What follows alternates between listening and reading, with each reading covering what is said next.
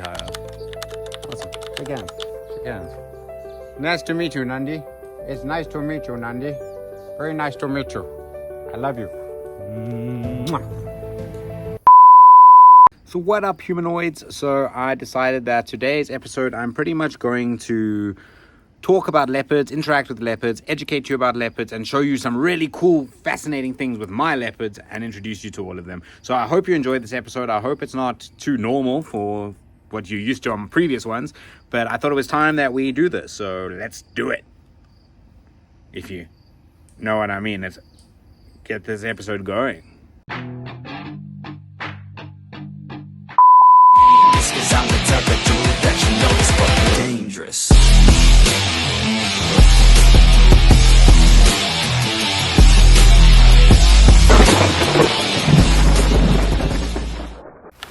So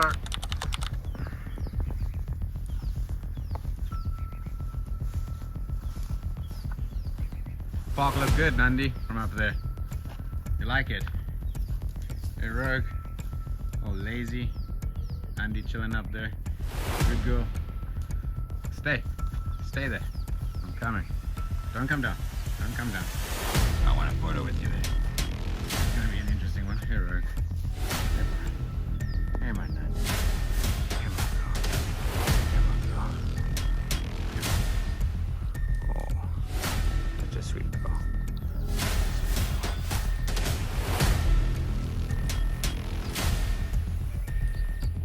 Oh, don't get the height here.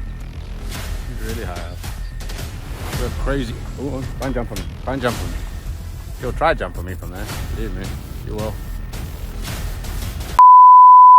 So I'm not joking when I say Nandi can jump really, really far, like 3, 4, 5 meters further than that. So when she's up on that tree or that branch overhanging, and I'm aware that she can jump from there. And remember, they have retractable claws that curve at almost a 90-degree angle.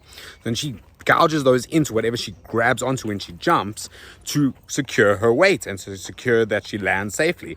And that being said, her up top there can be quite intimidating to anyone in the surroundings to see that. So that's why I was explaining that they are incredibly agile. Leopards are incredibly agile, almost acrobatic in the way that they are so agile. I mean, I've seen leopards chase baboons and vermin monkeys and do literal cartwheels in the air trying to chase these monkeys to eat them and consume them. So it is incredible. So let's just take a moment to appreciate some footage of their amazing acrobats.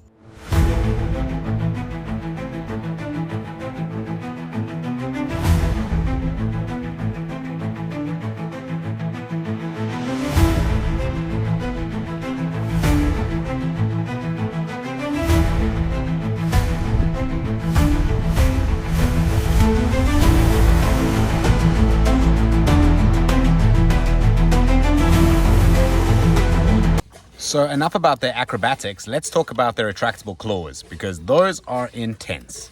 And Andy? So you see those. Check at that, guys. Isn't that not insane?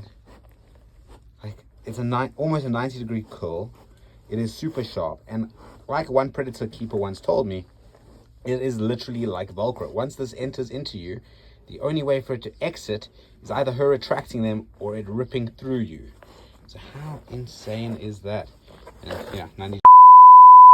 In actual fact, it's those claws that have made the leopard so iconic, especially in, should we say, the commercial hunting world, because they're known as the 100-stitch animal. For every second that the animal is on you retaliating to your hunt, you can count on 100 stitches. That's how it got that name and coined that name, the 100-stitch animal. And now the other thing about leopards is they're part of the Big Five, which is the 5 most difficult, most dangerous animals to hunt via foot. So, yeah, Africa's Big Five. You don't want to mess with the leopard. Those claws are insane. Insane. Just loves my shoes. And once again, 100% retractable. Like, you can't even see the claws are there. Until she applies a little bit of pressure. And boom, she can stick them out. How scary is that? Hey. Check that. Okay, give my shoe back. On my shoe back.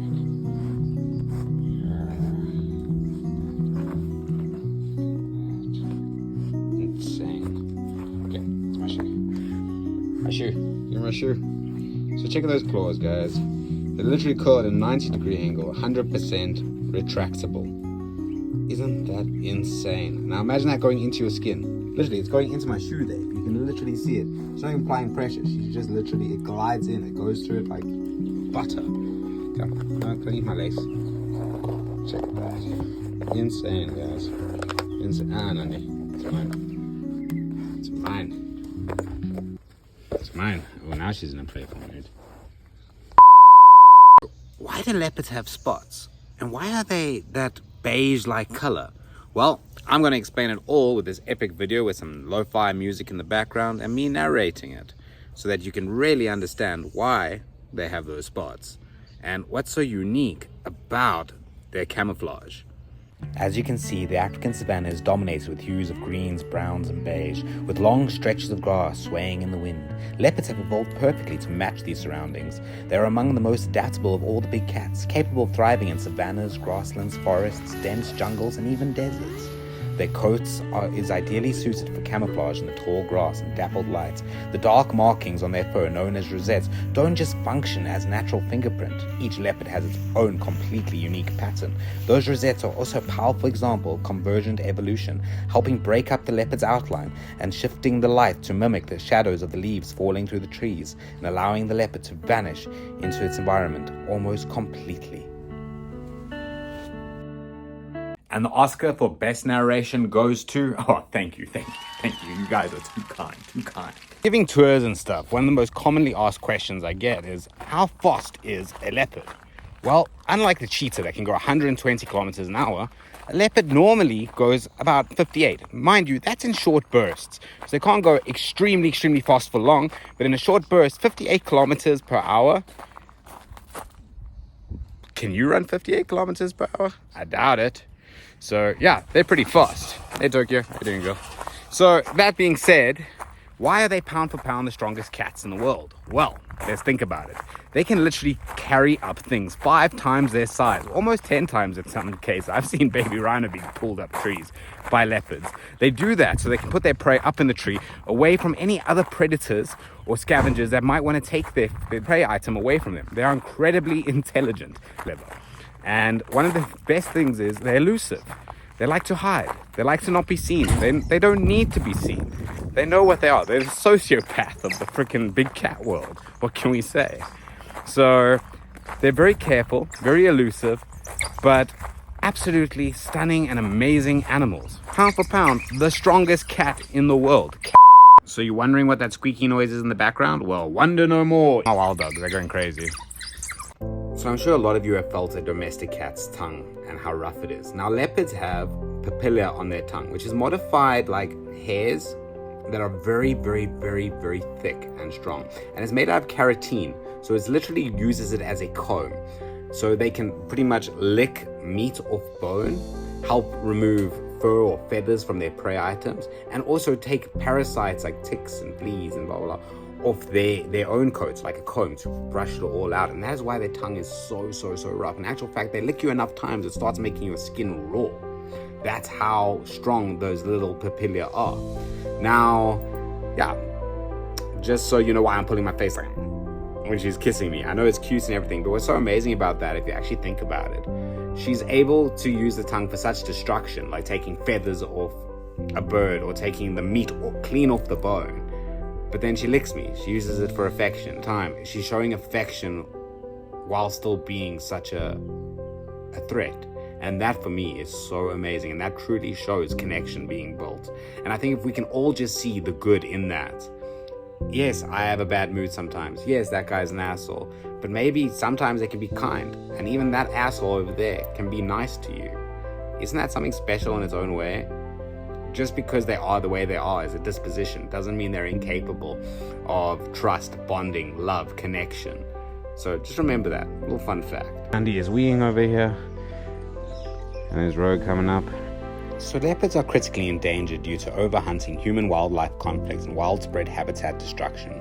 added to the demand of traditional medicine and their highly sought-after hides, yet their greatest threat they face is our inability to coexist with them within nature. If we could just accept nature instead of destroying it simply because we fear it, if we could learn to work with it rather than against it, we might discover how to live more functionally within a natural world. Nandi may be able to show us something in that. Regardless, despite her immense power, capable of ending my life in seconds, she chooses gentleness. Perhaps her calm, trusting nature can help us remind the strength does not require cruelty, and that coexistence is possible. Just maybe she can restore a little bit of faith in humanity before it's lost forever. Learn to love a leopard today. Maybe we can just save the world. Now, I realize that line was corny as hell, but it's true though. If you can learn to love something that you fear, perhaps you won't fear it anymore. But perhaps even better than that, it's given you a gift. The thing you fear the most and you love it the most, what you got to lose? Nothing at all. So try it out. Try to look at nature with an open perspective. Try to look at that asshole with an open perspective. Try to look at life with an open mind. You might just find yourself a lot less upset, angry, scared, miserable than you were before. So what's it to lose, guys? Seriously, like, big licks for my boy. I love you. So, as I bring you to the end of this, I just want to mention some things about leopards at the end that I might have missed out in the video, so that you can have a wider understanding of how freaking adaptable they are, how amazing they are, and just in general, how incredible leopards are. I mean, I'm about 4 meters up in a tree right now, and it was quite difficult to get here. Leopards can just do it in seconds. It took me like a couple of backaches and a few coughs to get up here. 33 is not what it seems, but yeah, that's the honorable mention about leopards. So when I talk about how adaptable leopards are, I'm not just even talking only about their ability to live in different terrains, but also their food items. So leopards are scavengers as well as they will predate, okay? They'll even scavenge through people's rubbish in commercial areas and residential areas. They'll go through their rubbish and go and scratch in it to find something to eat. They cannot be enclosed without like a mesh roof. They will climb over any fence. Any game fence does not stop them. They are adaptable. They cannot be contained. How awesome is that? And they have the highest, well, one of the highest success rates in the big cats for hunting, only beaten by the lion, but that hunts in a group. So the solo hunter is one of the best with a 38% success rate in hunting. That beats jaguar, it beats tiger, and almost beats lion. Lion sits at 30 to 35, so it's sometimes above it. It's very irregular with leopards. But they also have one of the biggest grocery lists of any animal hunting. They decide between 96 different species what they're going to eat. 96 different species that they predate on, including Cape porcupine. Have you ever seen a porcupine? They hunt those things. So yeah, some honorable mentions about leopards and how really freaking awesome they are. Now let's have a little squiz at Nandi drinking her water there in a management camp. There's Rogue coming out, say hello. Hey, Rogue. Gonna come through the fence to us, eh? Hey, my big boy. Come, boy. Come, Rogue. Come, sailor. God, how do I get down? This is freaking crazy. How do I get down? Fall. I'm not young, and my shoes are like, they're skater shoes, but they're not great, just so you know. Sit down here and try not fall. Ooh, did that one well. Oh, one foot down there. Got slided. This is how you climb trees over 30. Just so you know, kids. Once you reach over 30, climbing trees becomes a lot more tricky, especially if you still want to wear the skinny pants. Let's hope I don't break my shins as I jump out of this tree. And we're down. Goodbye.